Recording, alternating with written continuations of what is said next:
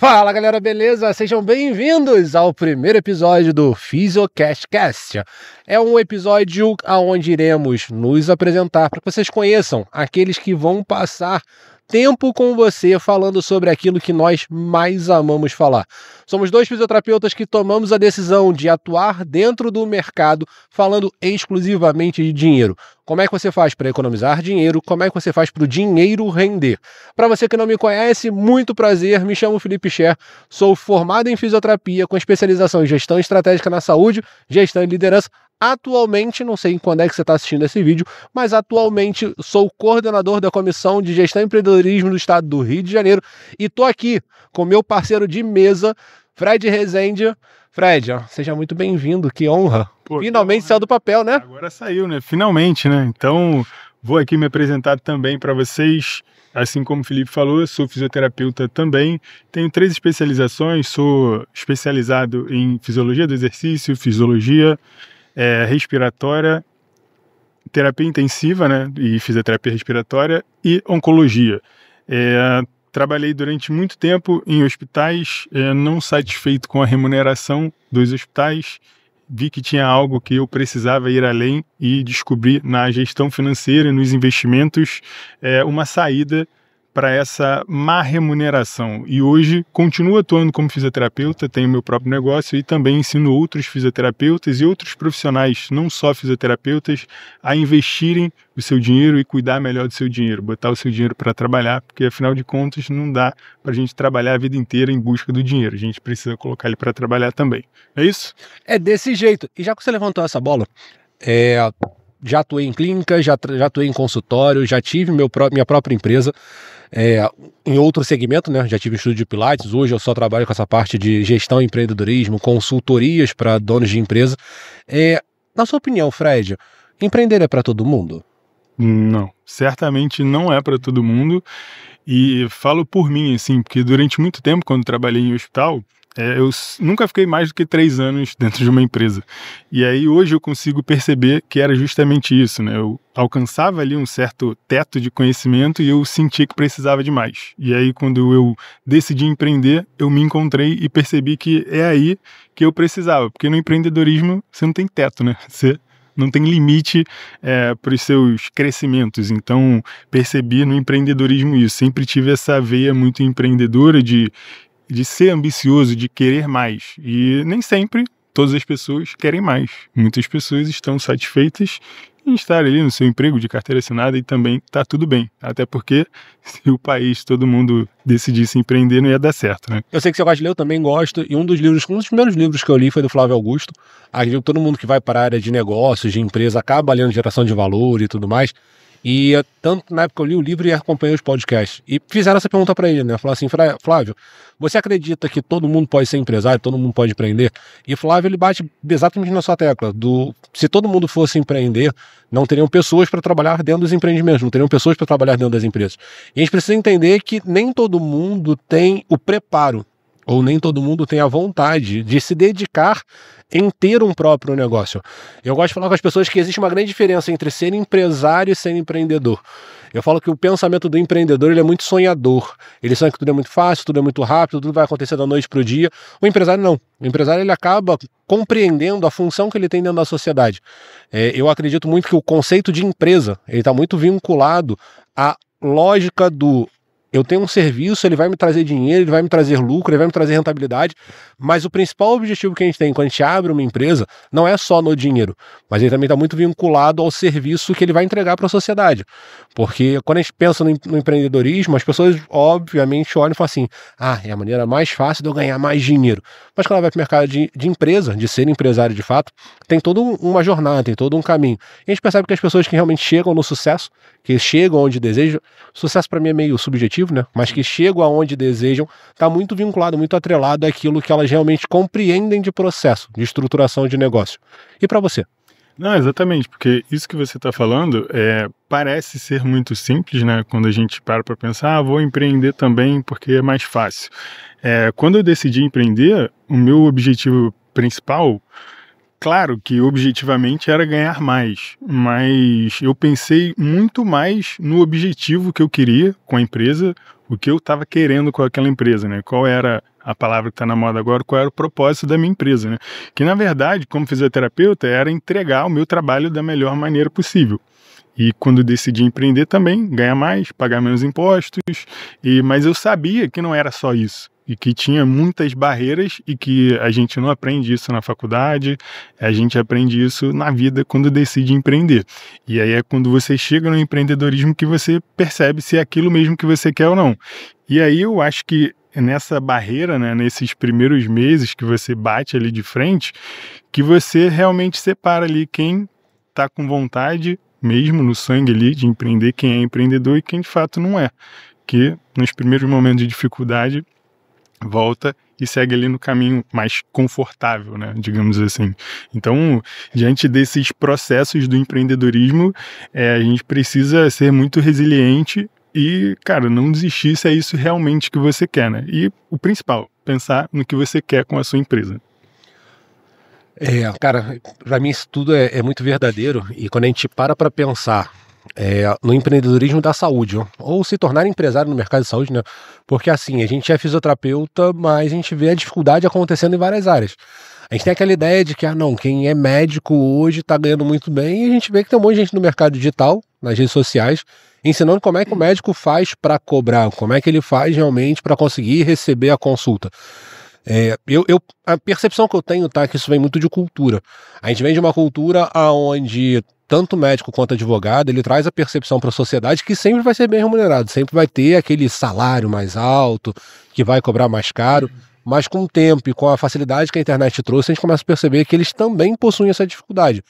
E eu do lado de cá eu fico buscando para compreender, tá, mas qual é a grande dificuldade que ele encontra, qual é a grande barreira, o que realmente leva esse profissional que é da área da saúde, que tem muitas vezes um campo de atuação gigantesco, que tem a possibilidade de cobrar o preço que quiser, vender da forma que quiser, entregar da forma que melhor acreditar para o seu cliente.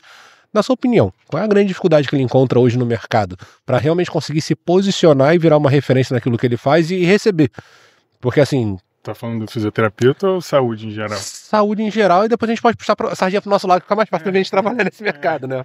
Não, então, eu acho que, assim, cara, isso é muito da cultura, né, do brasileiro. Primeiro, que vender é ruim. Isso é clássico, né? Então, quando alguém fala que é vendedor, ou todo mundo vê um vendedor como uma pessoa ruim. Então, nós, como profissionais da área da saúde, a gente enxerga muito isso como uma venda, como falar sobre dinheiro, e aí cai naquelas crenças limitantes, né? Então, isso que você falou, de ser bem remunerado, é muito relativo, porque é isso, né? Você falou do médico, do advogado, e às vezes esses profissionais ganham muito bem, mas eles também gastam muito bem.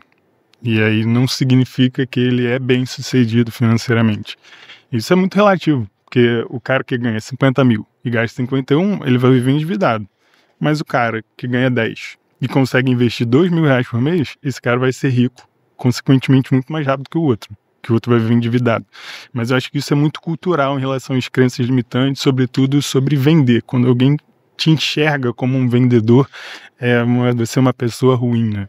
E, na verdade, dentre todas as profissões, acho que a venda é a única, ser vendedor é a única que não vai deixar de existir nunca. Cara, é muito louco quando você fala sobre essa questão do gastar mais do que recebe. É um conceito que, querendo ou não querendo, o mercado hoje... Ele tem essa dificuldade muito grande de vender, ele tem essa dificuldade muito grande de se posicionar, né, de realmente se destacar dentro do mercado. Mas eu enxergo até 2 passos atrás. Eu escuto muito do pessoal que me procura, que manda mensagem nas redes sociais, mas provavelmente pode ter gente que vai comentar aqui embaixo desse vídeo falando sobre isso. Mas a gente não faz porque a gente não aprendeu. A gente não faz porque a gente não teve no colégio, a gente não teve na faculdade. Tudo bem, realmente é válido. A gente deveria ter dentro da cadeira, né? O MEC deveria colocar. Eu falo que nem dentro da faculdade, mas dentro do colégio esse aprendizado deveria ser passado.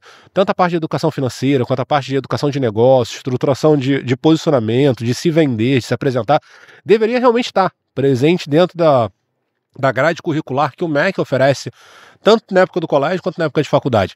Mas é meio que para mim se perdeu esse conceito de eu não aprendi no colégio, por isso que eu não faço. Porque querendo ou não querendo, a gente está agora no ano de 2025, se a gente lembrar, voltar no tempo, né, voltar algum tempo atrás, 2020 teve a pandemia e teve o boom da internet. Então a informação que a pessoa não recebia, ela passou a receber. E quando as pessoas me procuram, falam assim, Felipe, mas eu não sei gerenciar, eu não sei investir meu dinheiro, eu não sei como é que eu faço, eu falo assim, cara, onde você está vivendo? Você está vivendo na caverna? Porque se você não vive dentro da caverna, a informação está aí. A informação está na sua porta, a todo momento você recebe a informação, nem sempre a informação correta, porque a gente vive hoje dentro de uma sociedade que a informação está extremamente aberta, todo mundo se tornou especialista, todo mundo hoje se sente apto para falar aquilo que acha que tem que falar, porque a comunicação trouxe isso pra gente, né? A internet trouxe pra gente do tipo, se você acredita que você tem algo que as pessoas querem saber, vá lá e coloca na internet para as pessoas falarem. Mas não tem mais essa história de que eu não faço, eu não tenho, eu não aplico porque eu não sei. Então, complementando o que você falou, eu acredito que uma das grandes dificuldades que o profissional tem hoje de conseguir realmente viver o que quer, além da parte de vendas, é de ter clareza dentro daquilo que acontece dentro da vida dele. Igual se fosse assim, o cara ganha 50, tá gastando 51. Mas às vezes ele gasta 51 porque não tem controle, não tem clareza. Então, assim, para mim falta dentro dessa sociedade um pouco mais de gestão, de uma compreensão de gestão, que isso vai para todas as áreas. Pra galera que é da área da saúde, pra galera que é fora da área da saúde. Eu falo sempre com as pessoas quando elas me procuram, eu falo assim, cara, dificilmente você vai ver um estabelecimento, um restaurante, uma empresa fechando porque algo do mundo aconteceu. A gente está na época agora assim, não, tá fechando por conta do dólar, tá fechando por conta da inflação, tá fechando por isso, tá fechando por aquilo. Cara, se fosse por isso, na minha humilde opinião, tudo fecharia, tudo pararia. Por que uma empresa consegue e outra não consegue? Por que uma dá certo e outra não dá certo? E o que eu percebo aquela que dá certo, aquela que continua, normalmente tem uma gestão muito organizada, tem uma estrutura muito bem feita, compreende os processos, né? Compreende os processos, compreende principalmente cara, eu não posso gastar mais. Um conceito que o profissional da área da saúde acaba esquecendo é que a empresa dele é o serviço dele. Independente se vai ser domiciliar, se vai trabalhar no hospital, se vai ter uma clínica, se vai ter um consultório, se vai ter um espaço, se vai atender na praia, se vai ter um espaço aberto, a empresa dele é ele é a empresa. E as pessoas acabam esquecendo desse conceito na hora de se posicionar e fica nessa de, não, tá tudo lindo, tá tudo maravilhoso. E aí? Para onde é que vai? Isso acontece em todas as áreas, né? Então, é o que eu costumo falar às vezes para os meus alunos. Você aprender algo novo e difícil não tem efeito dopaminérgico nenhum. Então, por isso que muitas pessoas falam que é chato. Mas eu não aprendi. De certa forma, ficam terceirizando a culpa, né? Então, porque eu não aprendi. Se você não aprendeu, busque como aprender, né? Então, até o que eu costumo dizer, falar sobre investimento, muitas pessoas acham que é chato, porque realmente é algo difícil ali para quem nunca teve contato. E é o mesmo exemplo que eu dou. Quando você entra na faculdade, primeira aula que você tem de anatomia, você vê aqueles centenas de acidentes ósseos lá que você tem que saber, cada um, inserção de músculo. Aquilo ali é difícil, é desafiador. Você tem que estudar muito para você conseguir, você passa 5 anos e você aprende. E os investimentos, você pode fazer isso uma semana você estudando, você já consegue aprender alguma coisa, você já consegue evoluir. E isso serve para gestão, serve para qualquer coisa. Mas é isso que eu te falei, não tem efeito dopaminérgico nenhum e as pessoas acham muito mais prazeroso você ficar ali rolando o feed do Instagram, seja do TikTok, enfim, para procurar ali uma dopamina de mais fácil acesso e não sentar a bunda na cadeira e estudar e aprender algo difícil, porque é o que eu falo, é isso que vai mudar a tua vida, não é você ficar buscando milhões de cursos se a tua parte financeira está prejudicada, se você não domina as tuas finanças, se você não sabe quanto entra, quanto sai, o que você tem que gastar, se você não gasta de maneira inteligente, vai viver apertado, não adianta fazer o curso que for que não vai resolver. Você tem que sentar a bunda na cadeira, ver que é difícil e tem que escolher qual é o difícil que você quer, né? O difícil de ficar sem dinheiro ou o difícil de aprender uma coisa nova e gerenciar melhor a tua vida financeira, né? E é muito louco esse exemplo que você deu sobre essa questão vou fazer igual o Felipe Luiz, né? Desculpa. Mas é muito louco porque, assim, para andar a gente levou um tempo, para ler a gente levou um tempo, para escrever a gente levou um tempo, na faculdade a gente levou um tempo, tudo a gente levou um tempo. Sim. Mas quando a gente fala sobre essa questão de aprende a controlar para o dinheiro sobrar, para você aprender, não dá para entender por que tanta pressa em algo que não é Que assim, quer milagre? Tem milagre. Se a gente pensar assim, tem uma forma da gente conseguir dinheiro fácil hoje? Seria ótimo, né, se tivesse, né? O problema é esse, que as pessoas vivem tentando antecipar seus sonhos, a todo momento. Nem jogo de tigrinho, né? Pelo amor de Deus, né? Então é isso, as pessoas acreditam mais nessas apostas, nesses joguinhos, do que procurar enriquecer de forma saudável no longo prazo. As pessoas querem tudo para o curto prazo e nada para o longo prazo. E tudo que a gente constrói de bom precisa de longo prazo. E para o empreendedor? Dá para ele esperar conseguir se aposentar com o INSS? Cara, falei isso que eu já vi um vídeo seu falando sobre essa parada. É isso. Então, isso foi um dos principais motivos que me levaram a buscar uma saída. Porque nessa de começar a estudar sobre gestão financeira, entender um pouco melhor sobre dinheiro, eu percebi ali que o INSS estava fadado ao fracasso, né? E eu falei, tá, o que eu tenho que fazer para não cair nessa ruína, né?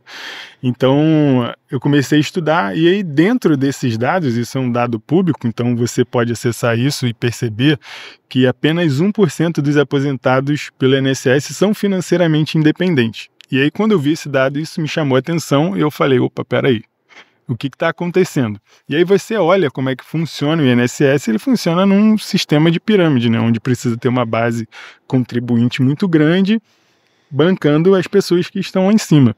E hoje essa pirâmide já está começando a inverter, então já tem um déficit absurdo do INSS, o governo tem que injetar muito dinheiro. Então eu fui olhar esses dias, até mostrei na minha turma, o governo gasta quase 2/3 de previdências. Então, é aquela história, né? A Previdência, quando ela foi criada, a expectativa de vida era muito maior do que 52 hoje. Anos, mais ou menos. Hoje já está em 78. Quando o governo falou assim, não, vamos lá, vocês vão pagar, vocês vão passar ali 30 anos pagando, depois a gente vai te devolver. A expectativa é que a pessoa fosse viver no máximo 10 anos aposentada. É isso. Hoje a pessoa paga 30, quer viver 50 anos aposentada, e realmente o sistema não tem como suportar essa realidade. Mas eu gostei de ver, ó, dica do Fred, se você quer se depender do INSS, faça filho. Porque basicamente quando ele fala da pirâmide é isso, a gente tem a base dos contribuintes, então hoje em dia a taxa de natalidade, não taxa de natalidade, mas a quantidade de pessoas que nascem hoje, ele é muito menor, as pessoas estão tendo filho mais tarde, não estão tendo filho, então assim, se você quer depender do INSS, a primeira coisa que você precisa ter em mente é, faça filho. Faça igual os nossos bisavós, tem que ter 16 filhos para enriquecer essa base, e outro ponto também, né? Porque assim, não se trata só do fato de nascer poucas pessoas. Principalmente na área da saúde, eu não posso falar de todas as áreas, mas acho que eu acompanho, mas a saúde me chama muita atenção. A quantidade de pessoas que ignoram o que, em tese, deveria ser feito. Então assim, tem a questão de natalidade, tem a questão da pirâmide estar invertendo, né? Então a gente tem uma quantidade muito grande de pessoas se aposentando por uma quantidade muito pequena de contribuintes. E além de tudo, tem uma grande parte da sociedade que não paga, né? Que ela não, nem o mínimo ela paga. Exato. Não, e aí assim, isso, assim, por isso que é preocupante, né? Só que eu sempre falo isso no Instagram e tal, e geralmente as pessoas não dão muita bola pra isso, né? Eu também não dava, eu entendo também. Mas esse boleto vai chegar mais tarde, né? E aí já era, não vai ter muito o que fazer. São poucas certezas que a gente tem na vida, e uma delas é que ou você vai ficar velho, ou você vai morrer. E a probabilidade é que a gente fique velho antes de morrer. Exato, né? E aí o que eu costumo falar não é muito difícil. Se você investir ali, nem que seja na renda fixa, sei lá, R$300 todo mês, durante 30, 35 anos, com os juros que está atual, hoje está 3,25 a Selic, então mais de 1% ao mês, você tem mais de 1 milhão. E aí, se você fizer isso pelo INSS, você não tem patrimônio nenhum e vai ganhar ali seus 3 mil, 4 mil reais, que não é corrigido pela inflação e que ao longo do tempo isso a corda só vai apertando o teu pescoço. Então as pessoas, não, vamos viver hoje, e não se preocupam muito com o futuro. Eu costumo dizer que é isso, investimento é você pagar um boleto para o seu eu do futuro. Então se você não está pagando esse boleto para o seu eu do futuro, meu amigo, lá na frente vai se arrepender. Antes de eu te fazer uma pergunta, eu vou complementar o que você disse. Ó. Cara, eu gosto muito, quando o assunto é essa de... Eu não domino muito a parte de investimento. Se vai jogar na renda fixa, se vai jogar na variável, se vai jogar em fundo, se vai jogar na bolsa. Não é minha área, por isso que a gente tá junto, que a gente tá aqui, né? Eu sempre falo com meus clientes assim, cara, minha missão é uma só. Fazer você ganhar dinheiro e fazer o dinheiro sobrar. Depois você vai atrás do Fred, pro Fred te ensinar como é que você faz investimento e tudo mais. Mas quando a gente fala sobre INSS, é um ponto principal, na minha visão, tá? Para as pessoas compreenderem que elas precisam começar a investir, é que não é que as coisas estão ficando mais caras, mas a grande verdade é que a gente acaba gastando mais mensalmente. Então, todo mês a gente gasta mais. Então, por exemplo, eu sou casado, eu tenho 2 filhos. Querendo ou não querendo, quando eu era solteiro, eu não tinha aluguel para pagar, eu não tinha colégio para pagar, plano de saúde, não tinha plano de saúde para pagar. E conforme a gente vai envelhecendo, vai crescendo, vai construindo família, os custos vão aumentando. Então, assim, o que a gente precisa pensar é, por exemplo, tem empresa. Pela empresa, eu pago o que é de ordem, né? Que é pagar o piso salarial, quer dizer, é pagar sobre um salário mínimo, que esse é o piso salarial que a gente paga, então eu pago 11% sobre isso. Significa que quando eu for me aposentar, eu vou me aposentar recebendo o salário mínimo da época. Sei lá, vai estar daqui a alguns anos. Se tudo der certo e os astros estiverem alinhados, quando eu for me aposentar, o salário mínimo vai estar, sei lá, R$4.000. Ainda for o real lá na época. Sim. Porque a gente sabe que o crescimento não acompanha. E o grande problema disso é a inflação, né? As coisas vão ficando mais caras, né? E não acompanha. A inflação hoje ela está muito à frente do reajuste do salário mínimo. Sim. Não de hoje, sempre foi desse jeito. Então, assim, isso acaba desvalorizando a moeda. Mas o que eu falo pro pessoal, assim, cara, hoje o custo de vida é mais caro. A gente tem um custo de vida mais alto. Então, a importância da pessoa fazer o dinheiro trabalhar para ela, fazer o dinheiro primeiro sobrar, para depois fazer trabalhar para ela, é ele enxergar que se hoje eu não consigo viver com salário mínimo, quando eu me aposentar, que eu não vou ter mais saúde, não vou ter mais vitalidade para trabalhar, para fazer o que eu tenho que fazer, eu tenho que fazer a reserva. Aí eu te pergunto, Fred, existe um percentual ideal dentro do meu faturamento mensal para que eu possa fazer esse investimento? Você falou dos 300, você falou dos 2.000. Sim, sim. Mas digamos, eu recebo o salário mínimo. Qual seria o ideal para eu conseguir aplicar? Vai fazer conta. Salário mínimo é meio difícil, mas... Porque assim, brincadeiras à parte, a pessoa que recebe salário mínimo hoje, dependendo de onde ela vive, ela, na verdade, ela sobrevive, né? Então vamos falar de um fisioterapeuta ou um profissional da saúde bem sucedido. 10.000. Não, pode ser o piso salarial da fisioterapia. Então, para quem não sabe, R$ 3.044,78 na data de hoje, no Rio de Janeiro. Então, assim, digamos assim que no mundo ideal é o máximo que puder. Ah, Fred, mas eu não consigo.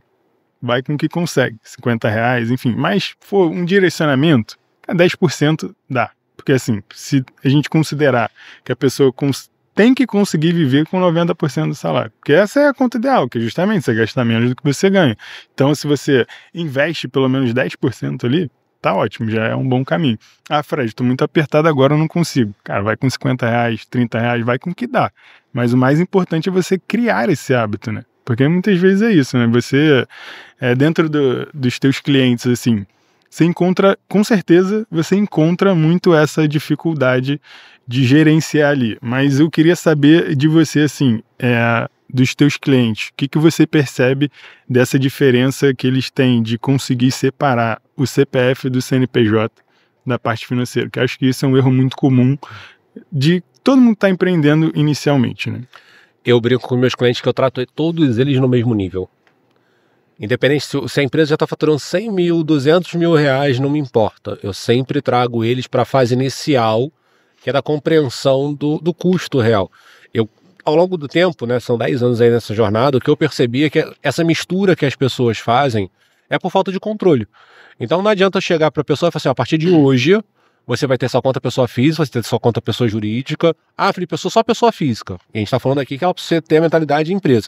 Ah, então você vai ter uma conta para transitar o gasto de negócio, vai ter uma conta para transitar os gastos de pessoa. Complicava mais do que facilitava. Então eu falo assim, cara, a gente vai passar um ano. Mas você precisa colocar no papel. Então o que eu falo pro pessoal, independente de quanto ele fatura, você precisa documentar, precisa estar no papel, você precisa ter clareza. Gosto de Excel, acredito em vários sistemas que tem no mercado. E a expectativa é trazer um desses sistemas para virar patrocinador do nosso podcast. Mas assim, o que eu sempre falo para todo mundo, assim, cara, nessa fase inicial, não tenho controle, não tenho clareza, não tenho nada. Começa a colocar no papel. Começa a descrever, tô gastando de combustível para fazer meus atendimentos. É isso, anotar, né? Porque o primeiro passo é esse, porque eu sempre falo que eu não tenho um cajado da justiça. Por mais que eu entenda qual é o custo de vida que eu tenho, o custo de vida que eu tenho nem sempre é o custo de vida que as pessoas que me procuram vão ter. Não é a realidade de vida daquelas pessoas. E eu falo para eles que, cara, eu não tenho cajado da justiça para definir o quanto você vai receber. Eu não considero justo eu chegar para você e falar, você recebe 20 mil. Sua vida pessoal só pode ser 5 mil. O que eu preciso buscar é o quanto você precisa para viver de forma confortável. O quanto você precisa realmente de receita para pagar as suas contas sem defasar o caixa da empresa. Porque na hora que ele descobre o quanto ele precisa receber, todos os outros pilares do negócio começam a ficar muito mais claros. A gente consegue entender por que precisa cobrar um preço mais alto, a gente consegue entender por que aquela carga tributária vai acontecer, a gente consegue distribuir melhor. Então, quando a gente fala da separação da pessoa física e da pessoa jurídica, eu sempre acredito e sempre defendo que o conceito que tem que estar ali é: eu vou separar? Eu vou separar. Mas a primeira coisa que eu preciso entender é o quanto eu preciso receber.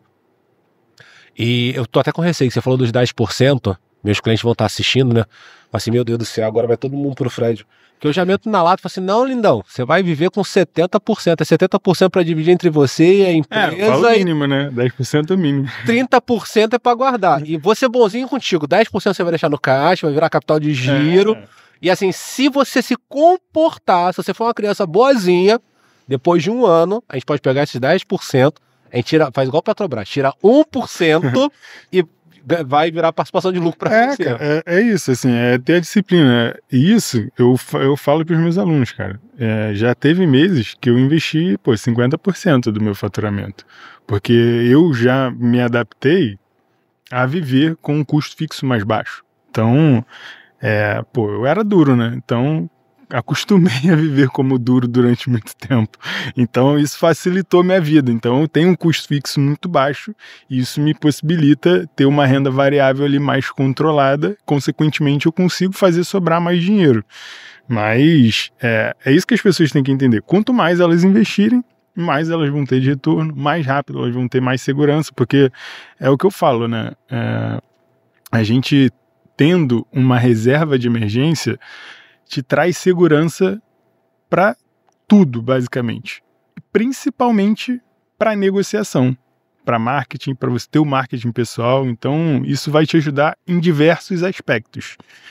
E um deles, esse é que eu queria te perguntar, qual é, digamos assim, a importância que você vê do marketing pessoal para a empresa dos seus clientes? Cara, pergunta boa. Deixa eu ver se estava aqui na minha lista. Acho que essa você não tinha colocado na lista, não. Hein? Essa eu puxei da cabeça agora. Eu tenho que começar a combinar com o pessoal que ou me convida para podcast, ou vai sentar na mesa comigo, entendeu? Pra dividir, assim, Felipe, vou mandar essa aqui para tu e você se vira.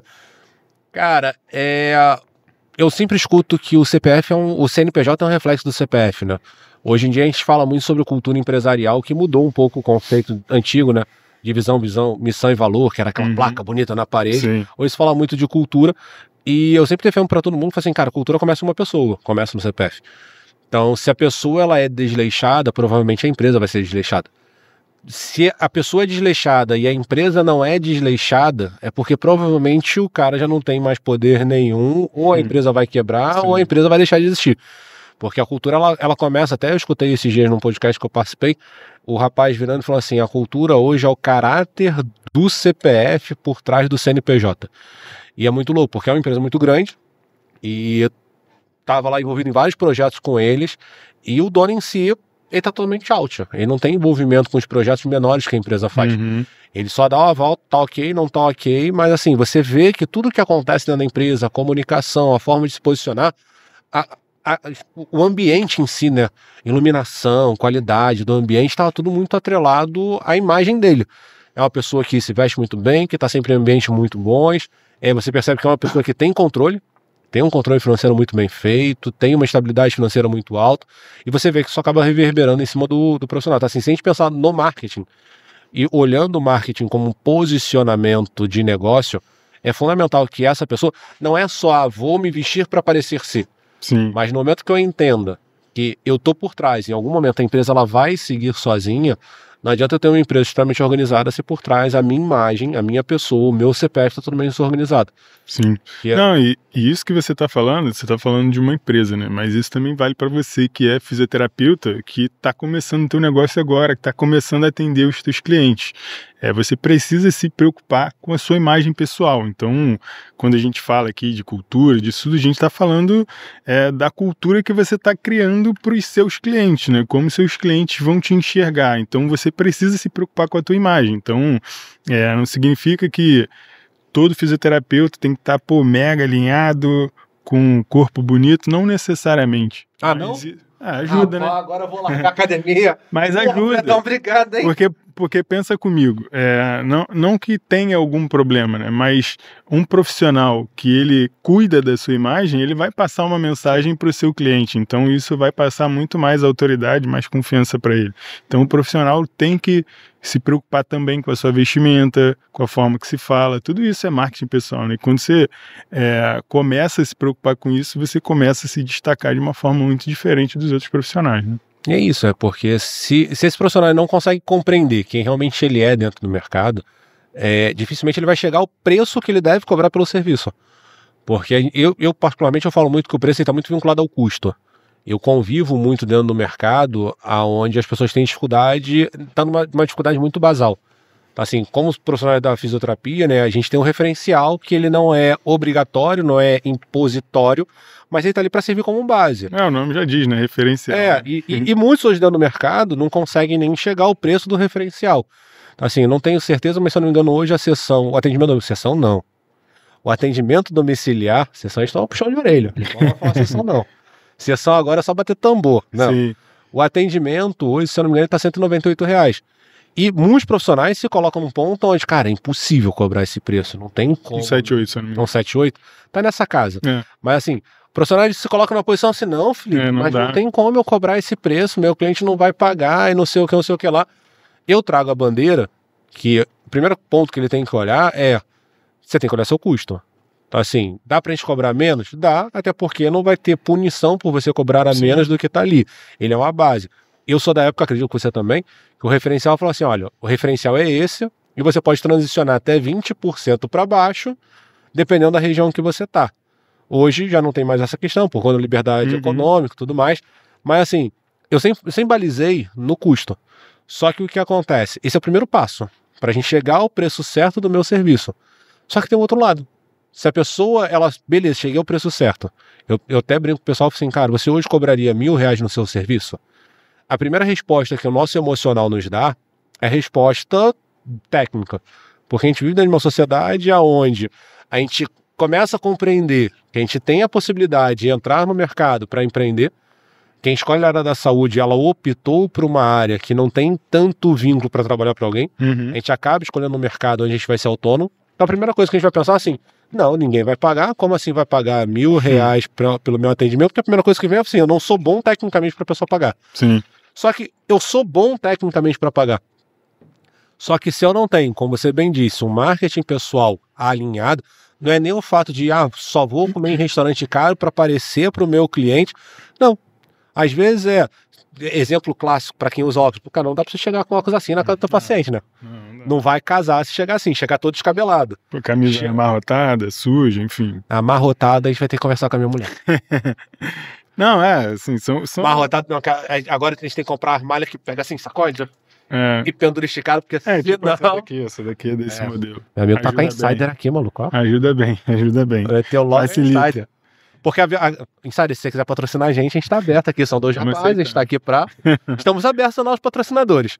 Mas o que acaba acontecendo é isso, porque não dá pra chegar fedendo, não dá pra chegar todo descabelado, porque a aparência, ela também diz muito. Porque, assim, ninguém entra num botequim, ninguém entra no boteco de ovo colorido, olhando e fala assim, não, vou pagar R$15.000 num prato ali, sendo que, cara, o negócio do ambiente não atrai. Sim. Então o marketing, ele passa por esse viés, né? Ele passa por esse lado. E a imagem tem que estar alinhada com o teu público, né? Então, primeiro é você identificar qual é o teu público. E aí você ajustar o teu marketing. Quando a gente fala marketing, é tudo, né? É a roupa que você veste, a forma que você vai se comunicar, tudo isso interfere, né? Então é você definir muito bem seu público e aí você se ajustar para aquele público que você quer se comunicar, né? Então é o que eu costumo falar, se você quer cobrar caro numa consulta, você tem que buscar o público que quer pagar caro numa consulta e você se alinhar para esse público. Não adianta você querer cobrar caro e vai atender o cara igual um mulambo. Ele não vai aceitar pagar aquele preço. Então você tem que se ajustar. Fred, então eu tenho que sempre me vestir bem? Não, como eu falei, olha teu público. Se teu público for um pouco mais, digamos assim, que paga um pouco menos, igual quando eu morava em Campo Grande, eu não trabalhava da maneira que eu trabalho hoje. Eu me arrumava de uma outra forma. Era Jefinho! Porra, era de uma outra maneira. Era de uma outra maneira que eu me apresentava bem e tal, mas hoje eu me atento a alguns detalhes que eu não me atentava lá atrás. E isso faz muita diferença. Era só com a camisa oficial do Mercadão de Madureira. Quase isso. Pra quem não sabe, tem que pesquisar quem é Jefinho. Tem um outro episódio, a gente traz Jefinho aqui pra conversar com vocês. Isso, exatamente, vai ser uma boa. Mas já que você fez uma pergunta que não estava no nosso script, não estava programado, vou te devolver uma também. Vamos voltar no tempo? Vamos lá. 2020, março de 2020, acredito que é uma data marcante na vida de muitos profissionais. Com certeza. Algumas pessoas quebraram, infelizmente eu perdi alguns amigos por conta da Covid, mas não é a parte triste que eu quero te perguntar, não. Aonde você estava em 2020 e o que você fez para superar o início e o decorrer da pandemia?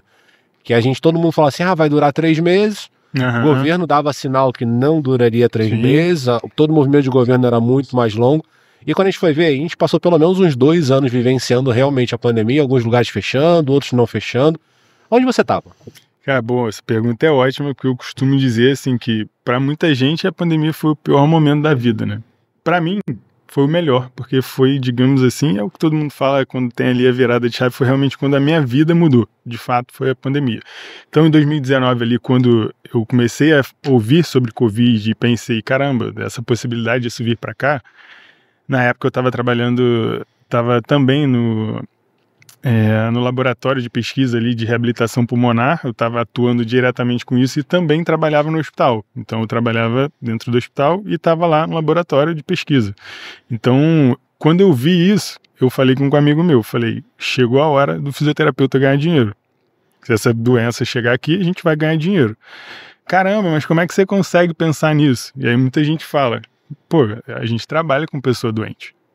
Eu não escolhi para ninguém ficar doente, mas você tem que enxergar as possibilidades que o mercado te entrega, né? Então eu estava trabalhando no hospital, foi o momento assim que eu mais trabalhei na minha vida, eu já estava estudando muito sobre gestão financeira, foi quando eu comecei a estudar sobre marketing digital, e eu estava aprendendo muita coisa nesse meio tempo, né? Então estava aproveitando o momento que eu não estava atendendo os pacientes para estudar sobre marketing digital.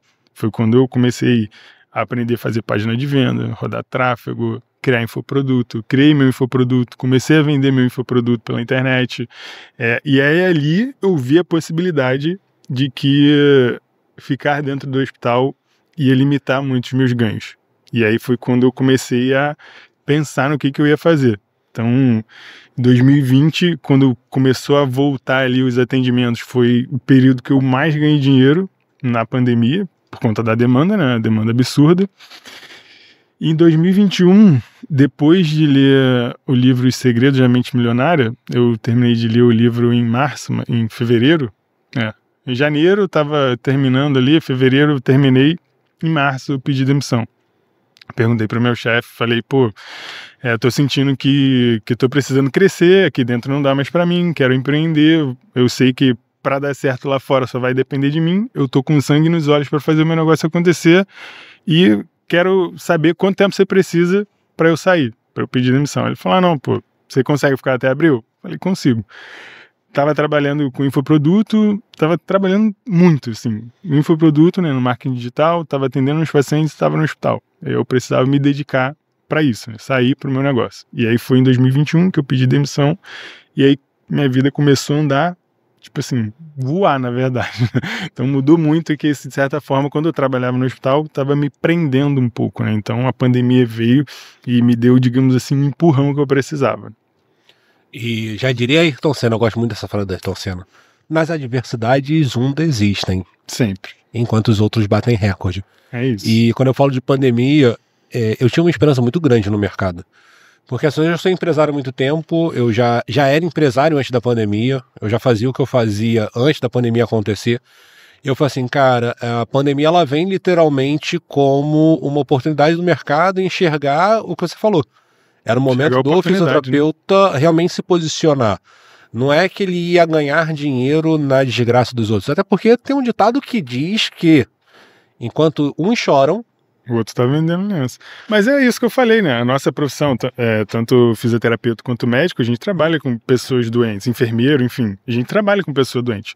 A gente não pede para as pessoas adoecerem, mas infelizmente veio uma doença que a gente tinha ali uma oportunidade. Exato. Então, a gente não pediu para isso acontecer. Então, a gente tinha que surfar essa onda. E, realmente, o fisioterapeuta que soube surfar essa onda, ele conseguiu aproveitar e se posicionar muito bem no mercado. E é muito louco, né? Para quem me conhece sabe que eu gosto muito da parte, não da parte de investimento, mas eu gosto muito da parte de conta, né? De calcular preço, de calcular planejamento, de ver para onde é que dá para disponibilizar esse dinheiro. E durante a pandemia a gente teve 2 altas de inflação, mas muito altas mesmo. Sim. Assim, quem fala que a inflação tá alta hoje não deve lembrar o que aconteceu na pandemia, que a gente bateu 30% de inflação no ano. Eu vi meus investimentos derretendo nesse momento. E eu falo pro pessoal assim, cara, o mercado ele cobra muito errado, o preço ele tá muito abaixo. Então, assim, independente da oferta que estava muito grande, a gente tinha uma oferta gigantesca e que não tinha público para atender. A gente não tinha público preparado. Eu lembro que na época da pandemia, foi quando eu tomei a decisão de parar de fato de atender. Para quem não sabe, durante um bom tempo, além de ser fisioterapeuta, eu atendia na fisioterapia e me dividia, igual você falou, né? Eu me dividia entre prestar consultorias, em dar assessorias e fazer meus atendimentos. Quando a pandemia veio, e saca, negócio que marca, né? 17 de março de 2020, eu tomei a decisão, falei assim, cara, a partir de hoje eu não atendo mais. Como gestor, eu tinha uma estratégia para realmente me posicionar, porque tinha uma oferta muito grande para paciente. Eu falei assim, cara, eu tenho que fazer uma escolha, e a minha escolha hoje é trabalhar só com a parte de consultorias e de gestão. E eu lembro que eu recebi uma convocação, né? Que deu uma treta na área da saúde. Como assim? O governo vai me obrigar a preencher um formulário e tudo. E eu acabei sendo convocado. Eu fui convocado para ir para o Amapá. E a convocação, ela não era voluntária, você recebia. Mas você podia aceitar ou não aceitar. Você não era impositório, não era obrigado você a ir. Sim. E eu lembro que eu recebi e eu falei assim, cara, o dinheiro que o governo estava pagando era uma quantia boa. Cara, se não me engano, tá pagando quase 10 mil reais para um mês de trabalho no Amapá. Eu falei assim, só que não é pelo dinheiro. Sim. Porque eu não me sentia preparado, eu não me sentia apto, eu não tinha o conhecimento. Assim, de repente chegasse para você, até compensaria aí, porque a sua especialidade sempre foi essa. Mas eu nunca trabalhei dentro do... Assim, só fiz o estágio. E fugi antes do final do estágio, porque eu não conseguia conviver naquele ambiente. Caiu muita gente de paraquedas. Né? E eu falei assim, cara, não dá para ir para Amapá, porque a probabilidade de eu matar gente lá é muito maior do que a doença está matando. Mas o que eu tava falando da inflação era isso. Eu tive a oportunidade, olhei e falei que não era, mas eu olhava pro mercado assim, cara, a esperança tá aí.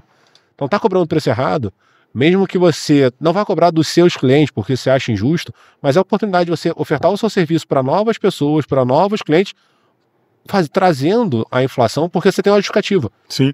Por mais que a gente entenda, aí já vem a próxima pergunta embutida.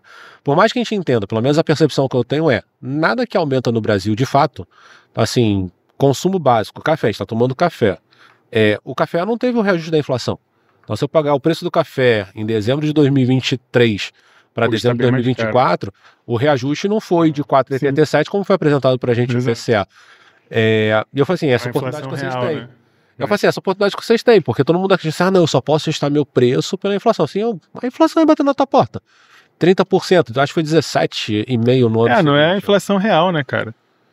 É isso que é o problema, porque a inflação aí que eles botam é a média, né? É a média de consumo. Então são 4, alguma coisa, mas se você for olhar ali o preço do café, o quanto que aumentou, o quanto aumentou o preço da carne. Eu fiz essa conta, pegando esse gancho da inflação, eu fiz essa conta de quando foi o meu primeiro emprego de carteira assinada até 2023. Dão 8 anos, né? Nesse período teve um aumento do piso salarial aqui do Rio de Janeiro de 36%. Então saiu de 2.200 para 3.044, que é o que está até hoje. Deu 36% em 8 anos. E aí eu olhei alguns itens básicos. Por exemplo, a cesta básica, aumentou 88%. A conta de luz, 70%. A gasolina, 80% nesse mesmo período. Então tudo aumentou muito mais. E aí o salário não. E aí eu falei, cara, não dá. Essa conta não fecha. Você fez a conta até 24? Nem fiz, porque eu já tinha enxergado o problema suficiente. É uma conta interessante pra gente trazer no próximo episódio, sabe por quê? É uma boa. Se a gente pensar no piso, São Paulo, se eu não me engano, teve reajuste. E esse é um outro ponto, né? Falando de fisioterapia, no Brasil a gente só tem 2 estados com piso salarial. Rio de Janeiro e São Paulo. Os outros 27 distritos não possuem, os outros 27 não, os outros 25, né? Eles não possuem piso salarial. E aqui no Rio de Janeiro a gente está travado desde 2019, né? Sim. Então, assim, seria interessante fazer essa conta porque, assim, travou. Só que a inflação não travou. Sim, a inflação O poder de compra morreu em 2019. Por isso que o cara tem que trabalhar em mais 2 hospitais e particular, enfim, dá o jeito.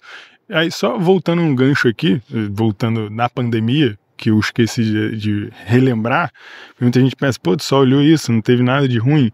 Cara, teve um livro que eu li que me ajudou muito, eu tava lendo justamente nesse período, não sei se você já leu, mas leia Mais Esperto que o Diabo. Não é um livro...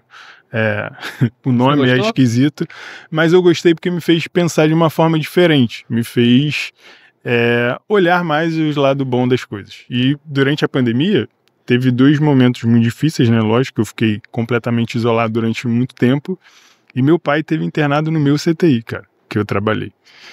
Mas assim, cara, mesmo diante disso, a gente tem que seguir firme no que a gente está destinado a fazer, né, cara? Então, a gente olhar para frente sem esquecer de planejar o futuro, né? Que é o mais importante. E você sabe que foi por isso que eu não fui trabalhar em hospital, né?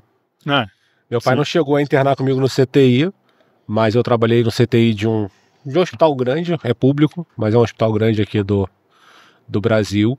E não dá pra contar entre linhas, né? Meu pai é militar, então eu tava fazendo estágio dentro de um hospital grande da Marinha, e CTI ali é o último ponto, é a última esperança do paciente. E eu peguei uma época que muitos tinham essa esperança velada, né? Acabava essa esperança porque não tinha mais o que fazer, acabava falecendo. E eu bati pino. Foi triste. Porque toda vez que eu chegava, alguém falecia, eu trocava plantão, né? Mesmo estagiário, mas na minha cabeça como se fosse um plantão. Deixava o paciente bem, quando eu voltava, cadê o paciente? Morreu. E eu comecei a bater parafuso e falei assim, cara, a qualquer momento meu pai pode estar aqui dentro e eu não sei como é que eu vou lidar com essa situação, não. Que eu como filho, eu sei como lidar. Agora, eu como profissional, não sabia como lidar, não. Então, é difícil. Tiro o chapéu porque... Eu fiquei 7 anos trabalhando no hospital, né? Assim, meu pai saiu bem, tá bem até hoje, graças a Deus, ficou tudo certo. Mas quando você trabalha, eu trabalhei muito tempo em terapia intensiva, né? De certa forma, você acaba ficando um pouco mais... Não vou dizer frio, cara, mas você fica mais racional, sabe? Você encara a morte de uma maneira menos difícil. Não que não, pensei, morreu. Não é isso. Mas é que assim, você acaba entendendo que, ok, não deu pra fazer, e você encara a morte com um pouco mais de, eu não vou dizer facilidade, sabe? Mas você consegue encarar melhor a morte do que quando você nunca viu a morte ali de frente, mas você vê tantas vezes que, de certa forma, você tem ali um pouco mais o lado racional e você consegue seguir ali, mesmo com as mortes passando na tua frente ali da Covid, né? Pra dar uma aliviada no ambiente, ó. Que até o Thiago ficou sentido ali, que eu escutei daquele assim... Quase chorou. Pensou até no Thiago. Vamos aliviar vamos mudar, tempo. Né? Vamos aliviar. Mas você acha que eu vou aliviar com coisa fácil? Não, vamos mudar, que eu digo chega de tristeza, vamos mudar vamos falar de coisa água boa. Pro vinho. Vou levantar aquilo que todo mundo que me acompanha tá esperando. Vamos de polêmica? Vambora, é bom. Posso lançar a polêmica na mesa? Vai lá. Cara, eu encontrei alguns meses atrás, eu vi um discurso aí na internet do pessoal, que assim, o marketing digital, como a gente estava falando mais cedo, né? O marketing digital, ele traz esse conceito de que tudo é maravilhoso, tudo é incrível, e todo mundo, vou entrar no digital, vai ser lindo e maravilhoso, vai todo mundo conseguir, vai todo mundo bombar, vai todo mundo começar um canal de podcast, podcast vai bombar, vai estourar, e a grande verdade é que o digital também é uma empresa. Então, assim, quando você entra no digital, existe uma empresa. E a maneira que as pessoas encontraram de atingir as pessoas, porque o que eu acredito, toda compra, toda comercialização, toda venda é baseada no emocional. Sempre. Não existe racionalidade. Quando a pessoa vai comprar algo, emoção. Sempre vai bater na emoção. E tem muita gente que usa como é que eu posso usar sem falar que é falta de caráter? Mas basicamente é o que a gente acaba percebendo muitas vezes, né? O pessoal quer implantar um código na cabeça das pessoas que para ele é muito bom, porque ele vai vender uma ideia, mas na hora de colocar na prática não acontece. E querendo ou não querendo, tá? Não só como fisioterapeuta, mas se a gente olhar em 90% do mercado hoje, tem empresas de home care que pagam muito mal o profissional. E o profissional ele se vê naquela gaiola de ratos. Não, vou ficar aqui dentro, não vou sair, porque se eu sair não vai dar certo. Ele já é empresário da própria vida, ele se sente preso ali e tá ali recebendo 16, 20, 40 reais quando recebe muito bem pelo atendimento. Né? Não, quando recebe muito bem.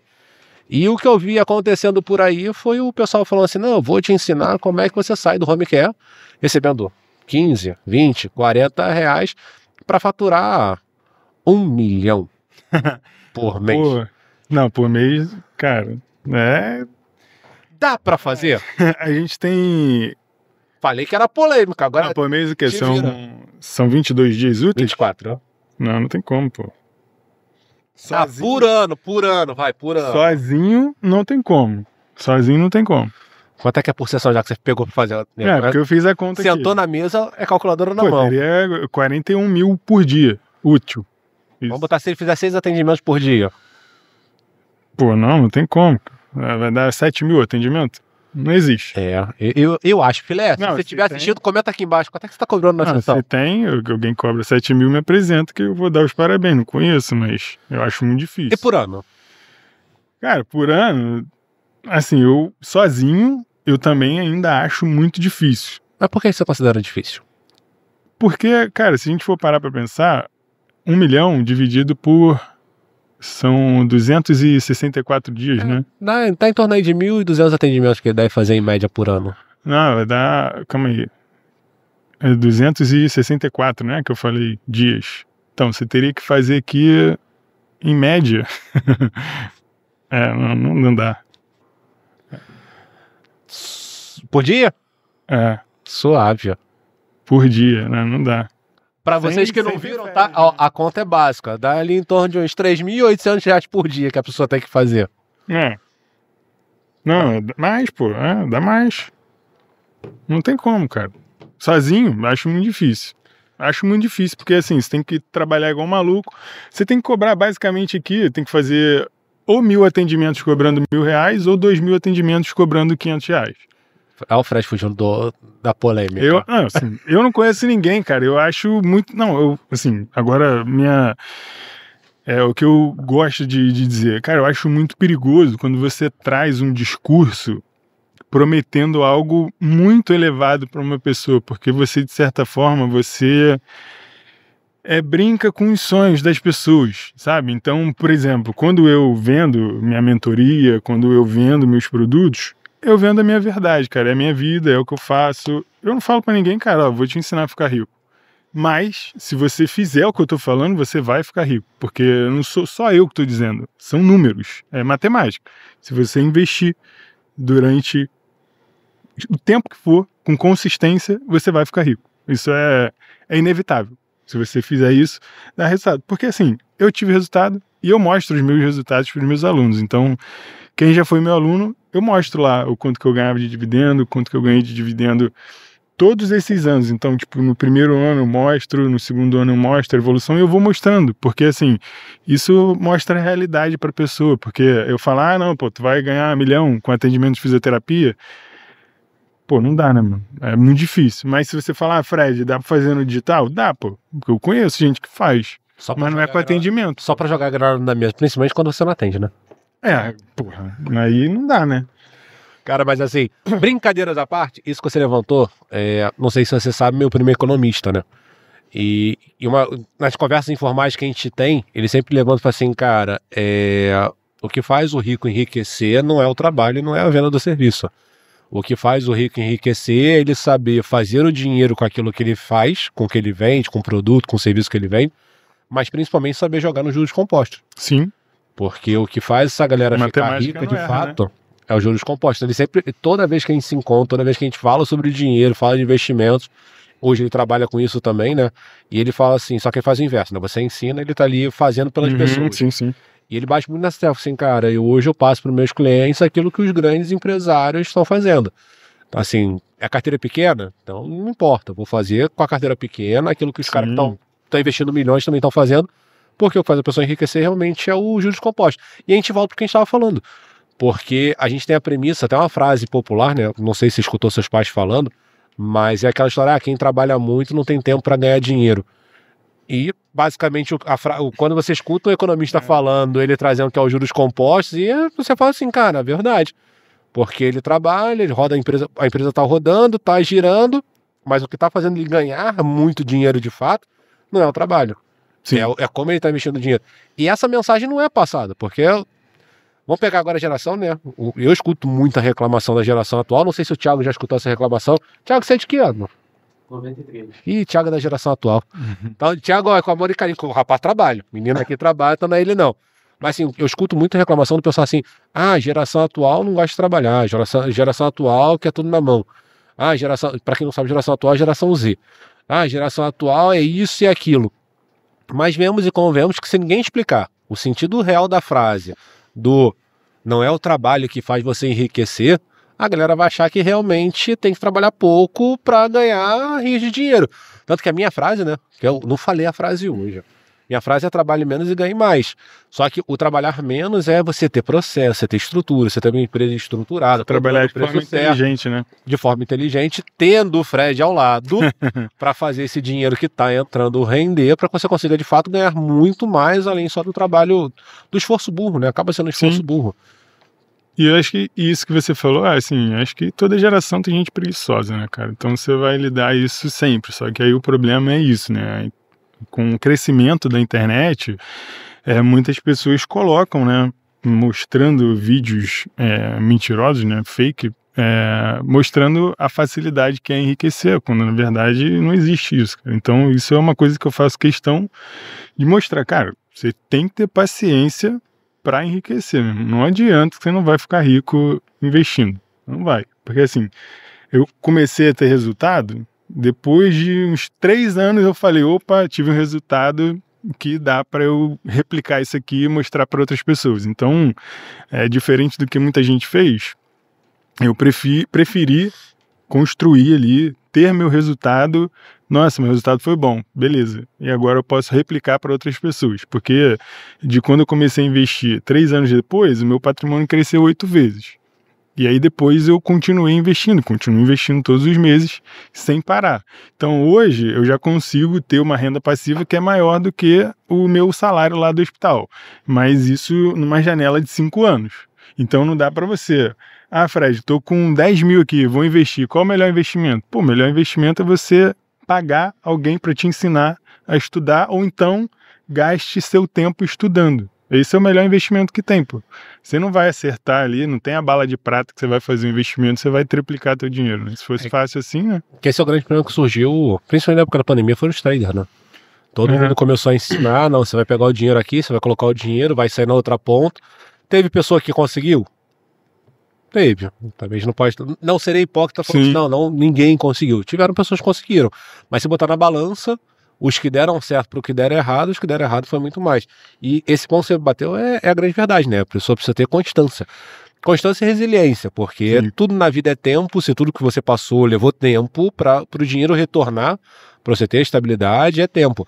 E é esse ponto, é você olhar que você está colocando dinheiro, não é vou gastar ele amanhã. Mais uma vez vou ter que falar do meu primo, porque é uma frase que ele carrega, você aplica o dinheiro hoje, mas é a longo prazo, é colocar e esquecer. Colocou, esquece que ele tá ali. No seu caso você tem que tomar conta, mas assim, colocou, esquece, sem ficar pensando assim, não, vou tirar, vou usar, vou gastar. Eu vou te falar, isso, assim, eu tomo conta porque eu gosto de olhar meu dinheiro, né? E isso, cara, é uma coisa que eu falo sempre. Tem muita gente que não gosta de olhar pra conta, que não gosta de olhar pra fatura, e aí eu olho e falo pra pessoa, cara, se você não gosta de olhar pro teu dinheiro, como é que tu quer ter dinheiro? Não dá, pô.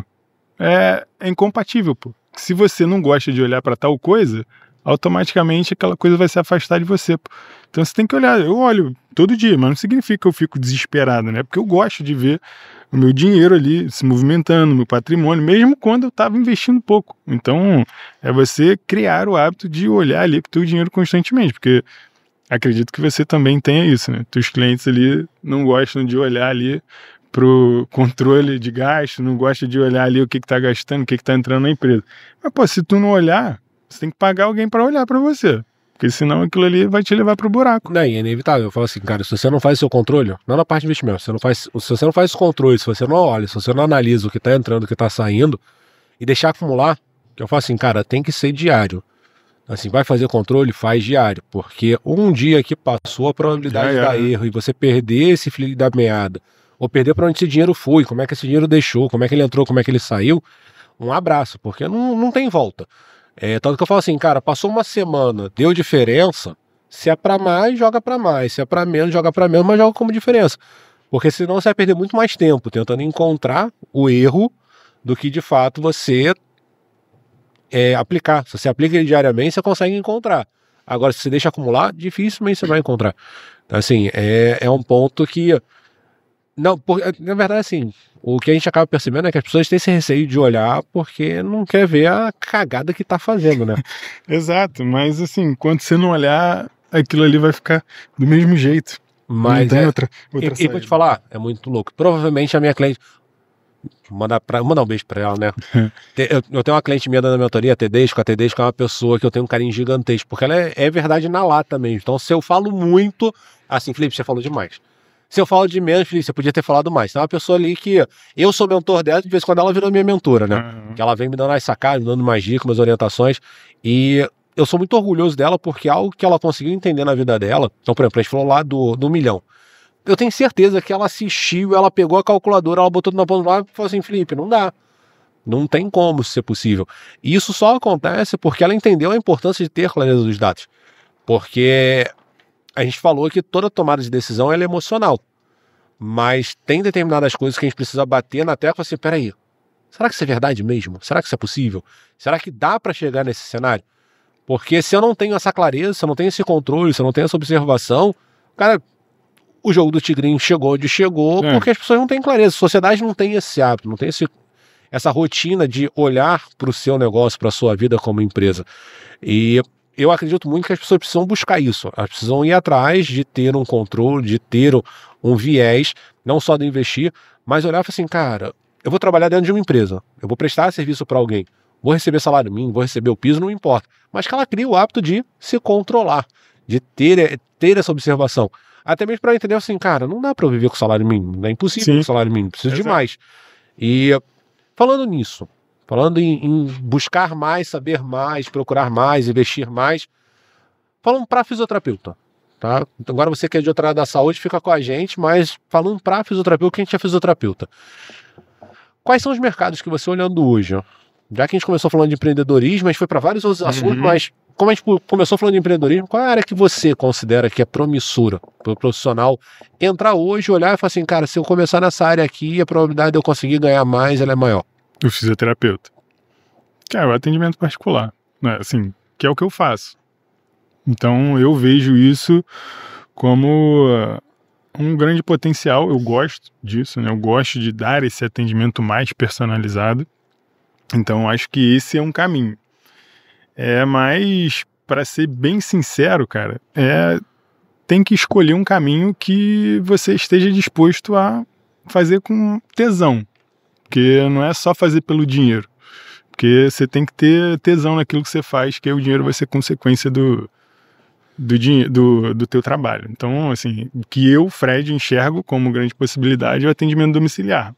Lá atrás, quando eu comecei, a minha ideia era trabalhar dentro de um hospital, porque eu entendia que dentro do hospital sairiam mais clientes. Mas depois de muito tempo trabalhando no hospital, e quando veio a pandemia, que eu estava acompanhando 18 pacientes, e eu olhei desses 18, só um veio do hospital, eu entendi que meus pacientes não estavam vindo do hospital. E você estava respondendo aqui, eu falei assim, poxa, eu levantei a pergunta, eu vou falar um negócio totalmente diferente, vai parecer que eu tô pegando no pé dele. Ainda bem que você foi para esse lado, porque, cara, meu pai fala muito isso. Minha vida toda eu escutei isso. Ele fala assim, cara, não importa o que você escolher fazer. Só vai dar certo se você realmente se dedicar para ser o melhor. Então, assim, qual é a área que o profissional de fisioterapia teria maior... Quer dizer, qualquer profissional. Sim. Não só o fisioterapeuta. Qualquer um. Qualquer profissão. Basicamente é isso, aquele se dedicar. Sim. Porque a gente vai ter vários colegas de profissão hoje que estão no domiciliar, que estão nos ouvindo. Não para, fica até o final, pra você entender até o final. Já fala assim, vou parar de assistir esse podcast agora, vou parar de ouvir, porque, pô, eu tô no domiciliar, tô recebendo R$20 a hora de atendimento. Mas é isso, é a compreensão, né? É o entendimento de, cara, você é uma empresa, você tem contas para pagar, você tem que levar essas contas em consideração na hora de definir o seu preço, na hora de definir o quanto você vai cobrar, o como você vai vender. E o que você falou é uma grande verdade, né? O que menos o profissional ele tem que olhar é qual é a área do mercado que mais está dando dinheiro. Porque, por exemplo, o Fred hoje trabalhando com investimentos, mas assim, o fato dele, além do domiciliar, também estar trabalhando com a parte de investimentos, além do lado dele ter funcionado muito bem, eu trabalhando na parte de consultoria, não significa necessariamente que é o mercado para você. Então, assim, trazendo para outra realidade, eu vejo muitos colegas hoje falando assim, não, vou largar o domiciliar, vou abrir um consultório e vou trabalhar com osteopatia. Cara, se você não tá fazendo o domiciliar dar certo, dificilmente a osteopatia vai fazer você dar certo. Porque não se trata da técnica que você tá vendendo, não se trata do ramo, da especialização que você tá. É do que você entrega, se trata né? da pessoa que tá entregando, né? E falando nisso, eu acredito até que emenda, né? Qual é o maior erro que você vê hoje o ser humano? Não só o fisioterapeuta, mas qual é o maior erro hoje que você percebe que o profissional ele comete, principalmente quando ele entra como autônomo dentro do mercado, que ele acaba cometendo na hora de se posicionar, de vender seu serviço, enfim. Você consegue elencar o maior erro que ele comete? E de se posicionar? De tudo. Assim, tô ali no mercado há 10 anos. Né? Provavelmente já recebeu clientes o que eu muito tempo de mercado. O que eu vejo? Cara, assim, vai parecer até que eu tô puxando sardinha, né? Cara, não olhar pra parte financeira. Assim, todos, sem exceção, assim, cara, quando eu trabalhava no hospital e eu comecei a estudar sobre isso, eu fazia questão de perguntar para todo mundo, seja médico, fisioterapeuta, cara, é uma parcela muito pequena das pessoas que realmente se interessam em cuidar das suas finanças. Então, assim, nesse tempo assim que eu tenho olhado mais para isso, eu percebo que é isso, não olhar a parte financeira. E aí do brasileiro. Então, assim, fisioterapeuta também, mas é do brasileiro não olhar para a parte financeira, não cuidar do dinheiro. Assim, eu compacto tudo do seu pensamento. São 10 anos aí no mercado e eu sempre bato na tecla assim, cara, o financeiro é o coração. É ter clareza, até tem uma amiga minha que ela fala assim, Felipe, você vende dignidade para as pessoas. Só que eu falo assim, cara, a dignidade ela só acontece se você possui clareza. Se você não tiver clareza sobre aquilo que acontece na sua vida, você nunca vai ter dignidade, você vai viver frustrado.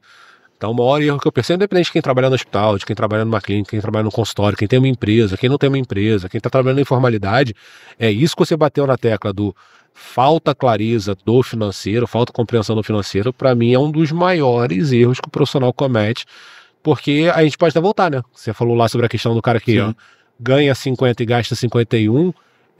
Eu tenho clientes que chegam com esse cenário, ou gastando mais do que recebe, ou então, como é que eu posso dizer?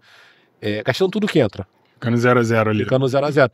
E você percebe que isso só acontece por falta de clareza. Então você chega ali, acerta, ajusta os parafusos, arruma a casa, o pessoal olha e fala assim, caraca, era só isso. Era só isso que tava faltando. E pra mim é bom a gente estar aqui, ó, pra quem não tá vendo, né? Porque a nossa missão vai ser essa, cara. Eu quero que as pessoas comecem a compreender o efeito e o peso que a parte financeira tem dentro do negócio, dentro do preço do serviço que está sendo empregado, quanto ela está cobrando, como ela está vendendo, para quem ela está vendendo, para quem ela está apresentando, como ela está apresentando. E isso que você está falando, dos erros comuns também, é uma coisa que eu vejo acontecer com frequência, as pessoas não alinharem a expectativa. O que eu estou falando em relação a isso? É principalmente em relação a salário. Vamos supor que você é fisioterapeuta. Não dá para você almejar um salário que é incompatível com o tipo de trabalho que você vai desenvolver. Então, supondo lá aquele exemplo que você deu, ou a pessoa que atende ali no atendimento particular, no domiciliar que seja.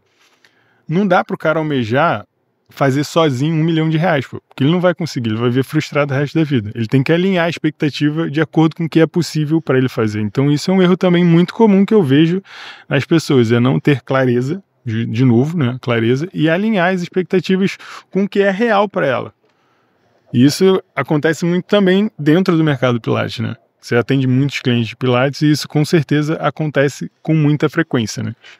Na verdade não é só a questão da clareza, né? Você bateu nesse ponto, já que você voltou, já que você trouxe a polêmica de volta, isso que eu tava esperando ela chegar de volta. A grande questão não é que o professor não consegue. Você tem médicos hoje que conseguem faturar até R$1 milhão dentro do consultório, trabalhando sozinho. Uhum. Mas o que acaba acontecendo é que hoje, se a gente parar para pensar no profissional, quando ele cobra alto, ele tá cobrando ali 300, 400 reais no atendimento. E dá para chegar a R$1 milhão, esse profissional de repente está cobrando 300, 400, ele consegue almejar uma mudança no preço, do posicionamento, para cobrar ali 800, 1.000, 2.000 reais no atendimento dele e realmente ele vai chegar no R$1 milhão. Mas quando a gente faz essa oferta, faz essa promessa para um cara que está hoje, ó, 16, 20, 25, 50, 70, que é assim, seria leviando da minha parte acreditar que todo mundo hoje está cobrando 178, 200 reais de atendimento, porque não é o padrão normal do Brasil como um todo. Tem profissional que cobra isso? Tem. Esse profissional está mais perto de chegar a um faturamento maior? Tá. Mas eu sempre sou do partido que, se eu olhar para trás, se eu olhar para dentro do mercado, a gente está conversando com um público que não vive essa realidade. A gente está conversando com um público que dificilmente consegue tirar o piso que a gente tira hoje fazendo domiciliar. É um público que vai trabalhar de 12, 16 horas por dia, para quem sabe, com muito esforço, chegar a 3 mil reais de faturamento no final do ano, ou no final do mês. Assim, é possível? É, mas tem muito da mentalidade, do posicionamento, do marketing. Então tem toda essa estrutura. Dentro do mercado plástico, como você levantou, a gente tem uma dicotomia muito grande. Então a gente tem empresas hoje que estão muito bem, tem empresas que estão muito mal. Tem empresas que estão ali numa fase de transição, mas eu sempre falo que algo que eu vejo no mercado do Pilates e no mercado em geral, principalmente por conta do ensino, é que hoje a gente entrou numa era em que parecer ser se tornou muito mais importante, muito mais forte do que realmente você ser. E, infelizmente, aqueles que parecem ser, que quando a gente fala parecer ser, para vocês que não entendem, tá? É quando a pessoa tem muito seguidor. É aquela galera que está com 50, 60, 70, 100 mil seguidores, ele parece ter muito conhecimento, ele parece ter muita informação, mas pelo bastidor ele acaba sendo raso, ele não tem tanta profundidade para realmente passar aquilo que ele quer passar.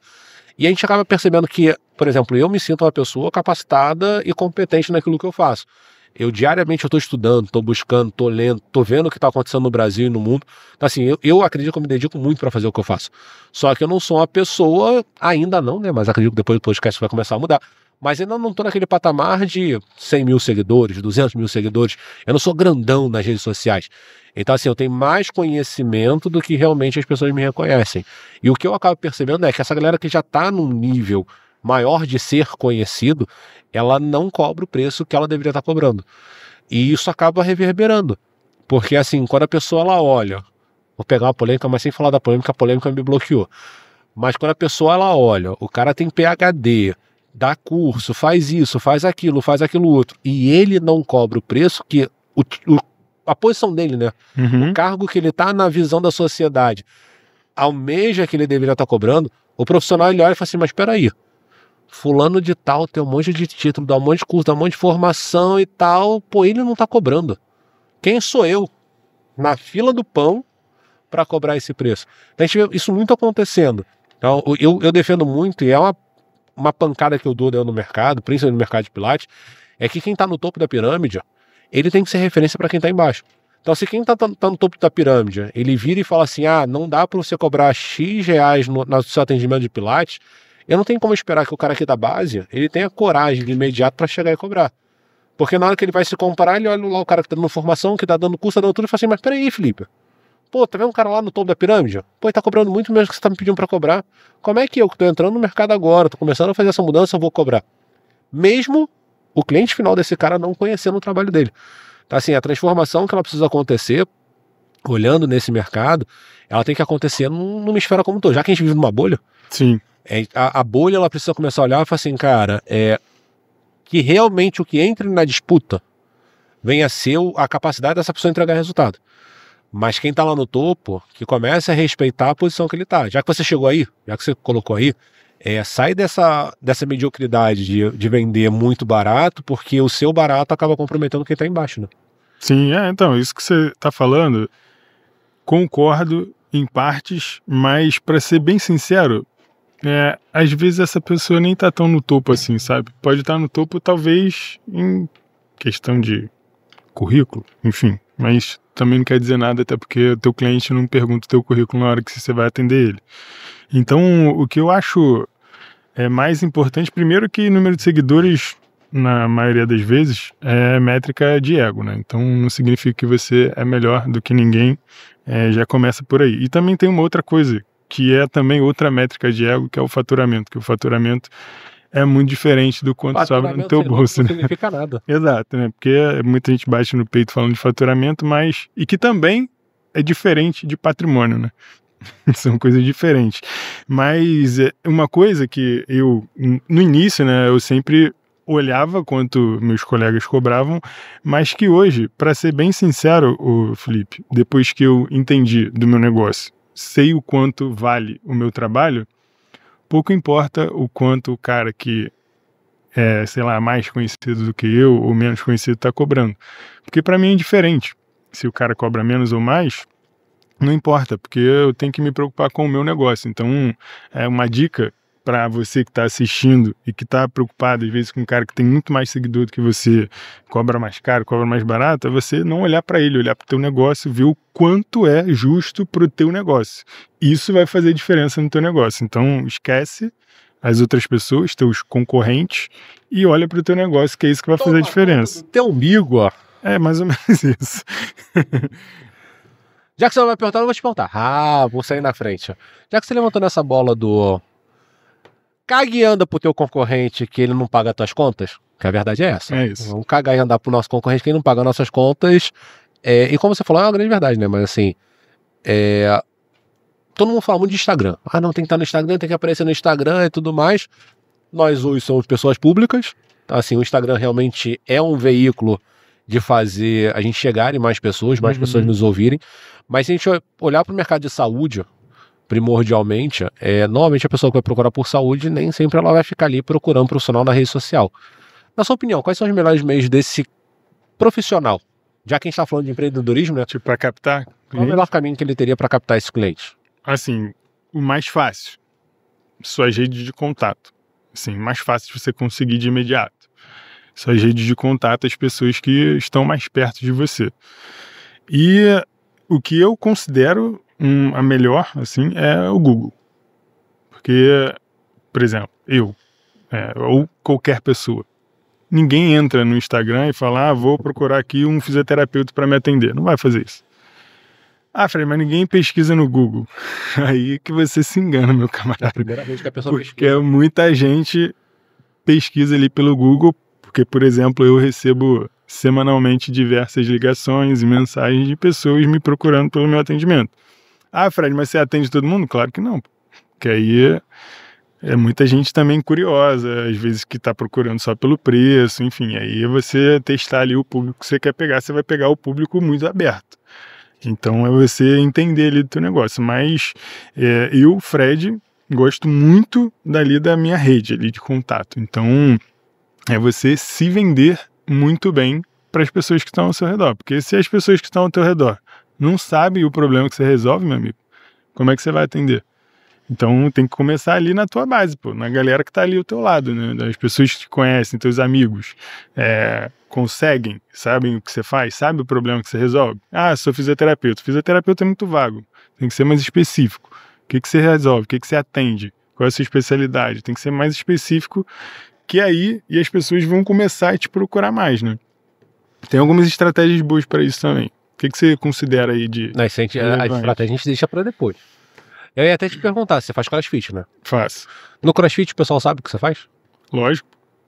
Eu fui pro CrossFit propositalmente. Assim como fui pro futevôlei, como eu vou mudando de atividade várias vezes, não é só para isso. Uma, porque eu gosto de atividade física, mas também para aumentar o meu leque, para as pessoas conhecerem mais do meu trabalho. Então, intencionalmente, eu estou em lugares onde possa haver potenciais clientes para mim.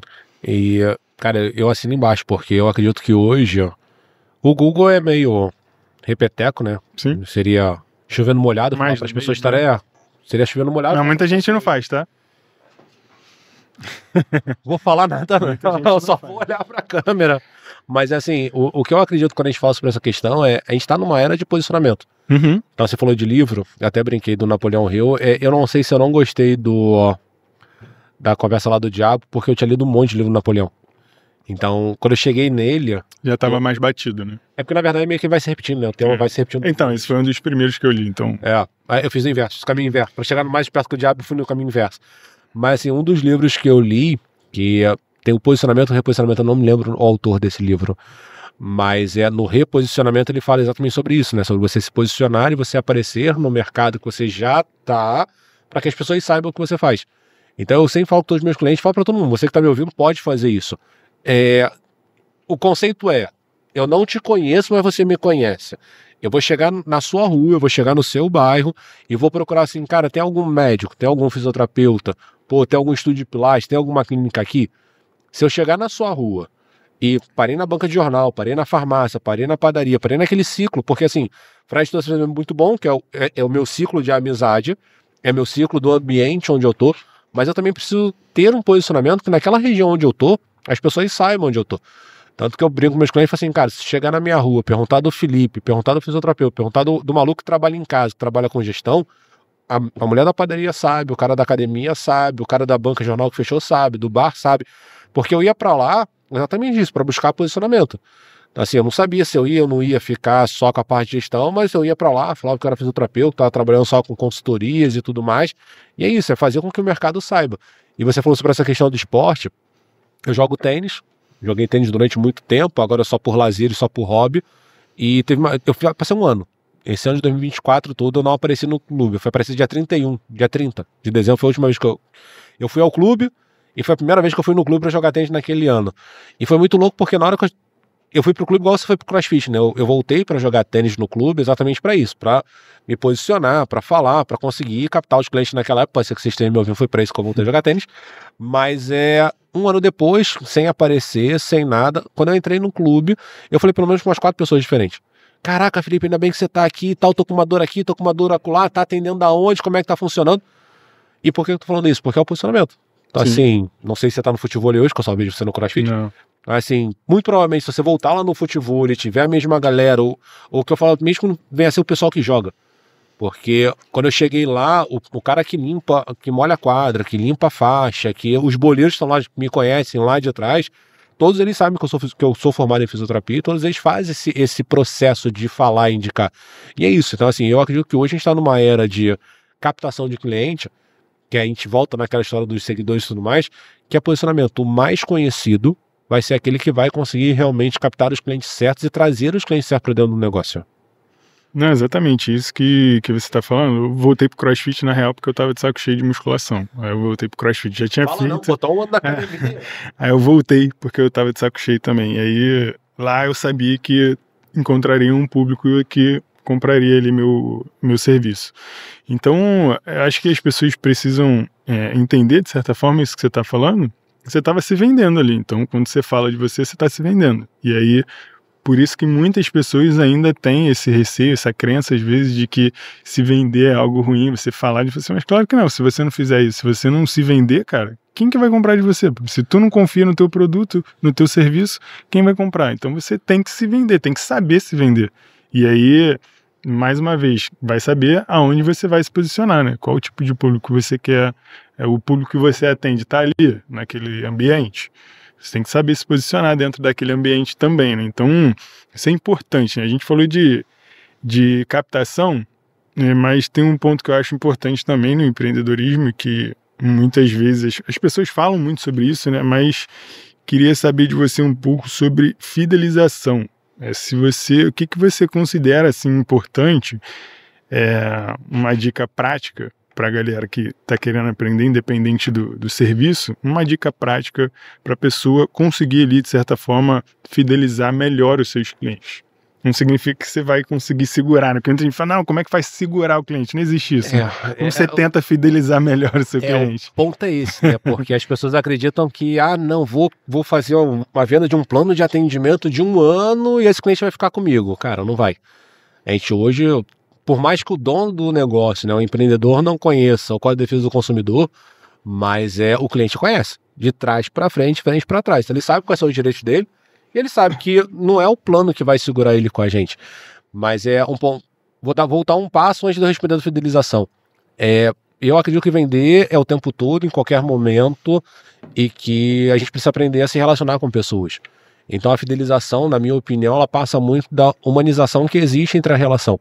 A pessoa que está do outro lado, ela precisa primeiro confiar na gente e perceber o tempo todo a necessidade do nosso serviço. Eu tive um paciente que Deus o tenha porque ele já faleceu, o seu Manuel. O seu Manuel sempre falava para mim, fala assim, Felipe, entende uma coisa e guarda no seu coração. Cliente não é fiel. Então assim, a qualquer momento, qualquer pisão fora da linha, qualquer coisa que você fale de mau jeito, fale errado, qualquer comentário, tá assim, a gente está vivendo um momento de dicotomia total política no Brasil. Então, pô, você é de esquerda, você faz um comentário de direita para um cara que ferrou.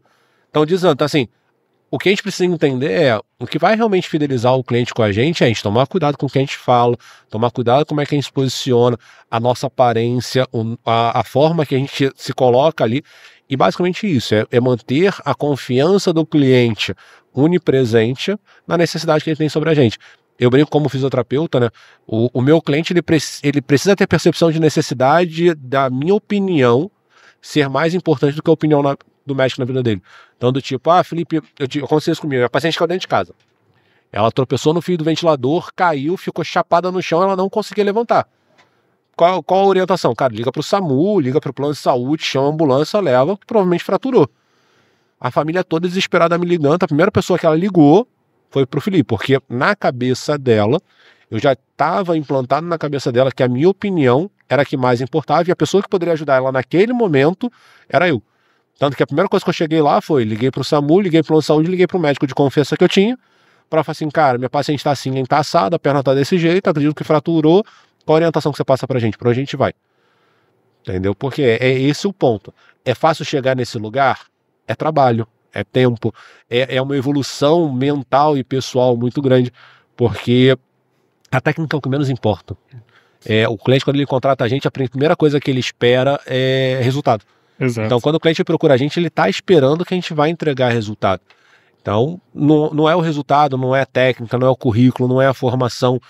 O que vai fazer um grande diferencial para essa pessoa ficar com a gente é basicamente isso. Ele olhar, confiar no nosso trabalho, não ter dúvidas da capacidade e competência que a gente tem, mas ele perceber realmente a necessidade sobre aquilo que a gente faz.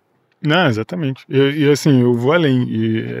Isso que você está falando, vou além literalmente, né? Que é o over delivery, é você realmente entregar além do que o teu cliente está esperando. E isso que vai fazer ajudar nessa fidelização, né? Porque hoje as pessoas elas perderam, né? Eu falo que as pessoas hoje perderam a empatia. Se fala tanto de empatia, tem um monte de livro falando de empatia, mas no fundo as pessoas perderam a empatia, perderam a humanidade, perderam a paciência, querem tudo para ontem. E quando a gente está numa relação interpessoal, e a fidelização ela não acontece apenas com o nosso cliente, a fidelização acontece o tempo todo. Sim. Acontece aqui entre a gente, acontece com o espectador que está assistindo a gente, que se ele ficou é porque ele entendeu a necessidade e a confiança no que a gente está falando, no que a gente pretende falar nos próximos encontros. Mas é isso, é olhar e falar assim, peraí, do outro lado tem um ser humano. Assim, no meu atendimento, existe um ser humano ali. O quanto eu estou sendo humano com ele? Do outro lado da câmera tem um ser humano. O quanto estou sendo empático, estou sendo humano. E realmente de olhar e falar assim, cara, existe uma realidade, existe como mudar e esse é o caminho para mudar. Não, cara, isso que você está falando, as pessoas falam muito de empatia, mas é isso, né? Falta um pouco, né? Do que eu sinto na real. E eu costumo falar, assim, pra galera, quando eu vou atender meus clientes, cara, eu sempre faço muito além do que está, de certa forma, proposto ali para o cliente. Então, cara, por várias vezes o cliente, não sabia mexer em alguma coisa ali no computador, fiquei horas a mais ali para ajustar, às vezes um senhor que não sabe mexer com muita tecnologia. Cara, ajudar em coisa boba assim de casa, mas cara, que é bobo. Isso não é a minha função. Eu, teoricamente, podia falar, não, isso daí eu não sei fazer, ir embora para minha casa e acabou. Mas não, cara, acho que quando você constrói relações ali verdadeiras, você precisa ir além do básico, ir além do óbvio, né? Isso, de certa forma, vai te trazer muito mais fidelização dos seus clientes. Eles vão entender e vão perceber muito mais valor em você por conta dessas atitudes que são pequenas, mas que têm um valor enorme, né? E antes que você me faça uma pergunta, o papo tá bom demais, mas acabei de olhar pro relógio, acabei de olhar pro Thiago. Estamos chegando perto. Tá chegando no fim. Espero que o pessoal tenha gostado. Eu gostei muito do bate-papo, porque eu olhei pro relógio e falei assim, eita, vai estourar o cronômetro. Fredão, considerações finais. Bem, eu acho que, assim, diante de tudo que a gente falou aqui, da fisioterapia, enfim, mercado de saúde de um modo geral, eu acho que você que nos assistiu nesse primeiro episódio tem em mente que pela frente nós vamos abordar assuntos como esse e outros mais também, trazendo nossas experiências e um pouco da nossa sinceridade, que muitas vezes pode incomodar algumas pessoas, mas saibam que esse incômodo é para geralmente dar aquele empurrão para você ir para frente e começar a olhar com um pouco mais de carinho para a tua vida, né? Afinal de contas, quando você não olha para o teu dinheiro, para a tua gestão financeira, sobre o teu negócio, teu negócio não vai para frente, você vai viver frustrado, né? Então, fica aqui com a gente, vai valer a pena, porque eu costumo dizer na minha vida, e pro Felipe aqui já sabe também, que quando eu me proponho fazer alguma coisa é para entregar um negócio decente, que se for para ficar na superficialidade, é melhor ficar em casa. É isso! Quero aproveitar e agradecer. Não é meu patrocinador, mas vai que o Thiago se empolga. Quero agradecer a galera aqui da Produtora Ideal, que nos permitiu estar aqui, junto com a gente nessa transmissão, galera da Filmagem. Tiagão, muito obrigado pela sua presença, pela sua companhia. Fred, muito obrigado pela sua presença, pela sua companhia. Tem muita coisa pela frente. Obrigado a você que nos assistiu. Espero que você tenha chegado até o final. Então vamos fazer aquele de praxe, né? Então se você chegou até aqui, deixa o seu comentário, deixa o seu like, segue a gente para você não perder os episódios. Nessa fase inicial, a nossa missão é soltar um episódio por semana. Quem sabe a gente não vira esses grandes podcasts aí, tá aqui ao vivo todo dia. Não sei se o Thiago vai conseguir aturar a gente todo dia não, né? Mas a missão é essa. Esse é o ideal. Quero agradecer a todos os envolvidos nesse projeto. Fredão, obrigado mesmo por essa oportunidade de colocar em prática, né? De colocar para frente. E foi o que você falou. A gente está aqui literalmente. Hoje foi um bate-papo, hoje foi uma conversa. Pra vocês conhecerem a gente, né? Sim. Saber como é que a gente saber até onde vai a chinelada, qual é a polêmica que a gente vai levantar, como é que a gente vai se falar, como é que vai se posicionar. Mas daqui para frente, próximos episódios, a gente vai trazer parte teórica, a gente vai trazer parte técnica, vai trazer números. Vou apertar o Fred para de vez em quando ele soltar uns investimentos bons aí do momento pra gente, para vocês que estão nos ouvindo, né? Entender como é que vocês organizam o dinheiro, como é que faz o dinheiro sobrar e aonde vocês começam a investir. Porque essa missão do Fisiocash é literalmente mostrar para vocês como vocês podem trabalhar menos, ganhar mais, se aposentar. Então faz a sua parte. Compartilha com aquele teu amigo da área da saúde ou de qualquer área que você sabe que está passando por dificuldade, que está disposto a ouvir 2 fisioterapeutas que querem falar sobre dinheiro e ensinar. Não é só falar. A gente quer ensinar você que está nos ouvindo a como é que vocês fazem para o dinheiro trabalhar para vocês. Porque chega da gente ficar correndo atrás do dinheiro, né? Chega da gente ficar nessa batalha da gaiola dos ratos, de ficar correndo pro dinheiro trabalhar pra gente. Tá na hora de colocar o dinheiro para trabalhar e não mais trabalhar para ficar correndo atrás de dinheiro. Exatamente. Obrigado a todos. Pradão. Um abraço. Te encontro no próximo. A galera, até o próximo episódio. Não esquece de se inscrever aqui no nosso canal. Segue a gente nas nossas redes sociais. No meu é Fred R. Rezende com Z e @o Felipe Scher. A gente vai colocar aqui embaixo na descrição os nossos perfis para vocês acompanhar e compartilha, vai. Rede social é isso, mídia social é isso, YouTube é isso. Compartilha, porque eu quero num episódio assim, lá no episódio 100, já que a gente falou de constância, resiliência, episódio 100 não, episódio 200. A gente tá aqui com a plaquinha do YouTube. Vambora. Ó, já tô até com a posição aqui só para tirar a foto, botar lá na foto, ó. É isso, então é isso. A meta é essa. Valeu, galera, um abraço e até a próxima.